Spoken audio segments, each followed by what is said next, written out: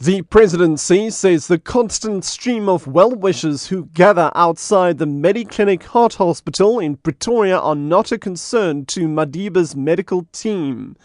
And Kusatu embarks on another drive slow against e-tolling. I'm Richard Brooks. The presidency says the constant stream of well-wishers who gather outside the Mediclinic Heart Hospital in Pretoria are not a concern to former President Nelson Mandela's medical team. It remains quiet outside the hospital this morning where Madiba is being treated for a recurring lung infection. People have been gathering to pray and drop off flowers and cards wishing him well since he was admitted on June the 8th.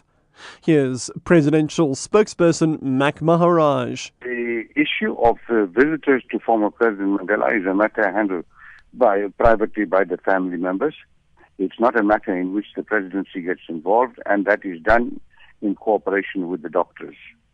So, and we have ourselves limited it from our point of view, perhaps voluntarily, so as to enable the family members to be with him.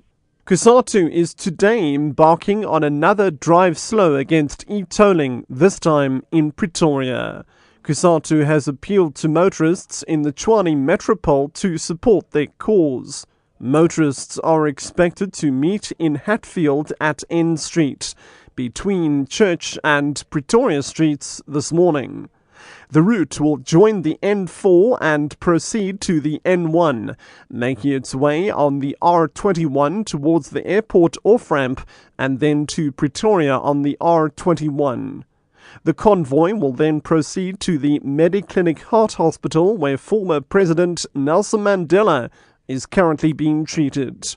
Kusatu's Dumisani Dakele. The routes that will be affected, N4, then they'll join N1 direction south, then they'll turn left at the R21 up until Nelmaspias off ramp, and then they'll turn left again back to R21 towards Fountain Circle. Next to Fountains, there is an open area there where they are expected to disperse there around about 1400 hours this afternoon. The Labour Court will today hear a notice of motion filed by Acting National Director for Public Prosecutions Nomgcobo Jiba, challenging the decision of the disciplinary hearing that cleared Glenys Breitenbach on all 15 charges she was facing. The main charge against Breitenbach was failing to act impartially in an investigation. Hurisani Sitole has more. A court charge against Breitenbach was failing to act impartially when investigating the Kumba iron ore session, an Imperial Crown trading mining rights issue, because of improper relations she allegedly had with Sessions lawyer Mike Helens. In her papers, Jiba wants Breitenbach to be dismissed and that 12 of the 15 charges be reinstated.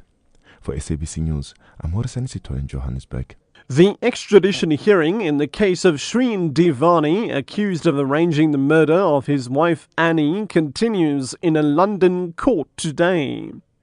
The incident happened when the couple was on honeymoon in Cape Town in 2010. Divani's extradition has been postponed several times on the grounds that he isn't mentally well enough to stand trial, and his defense is set to argue he has further deteriorated. Divani was not in court yesterday. His family and that of his late wife were in attendance. Eleni Casas reports. The prosecution pointed out this hearing isn't really to determine whether he should be extradited to South Africa. British Home Secretary Theresa May signed an order in 2011 saying he should go. It's to determine when. They say he's now sufficiently recovered from depression and post-traumatic stress disorder to be fairly extradited, even if he requires further treatment in a South African psychiatric hospital when he arrives. To convince the court he's not well enough, the defence needs to provide convincing psychiatric evidence that he's a high suicide risk, so we're expecting to hear from his psychiatrists later in the week.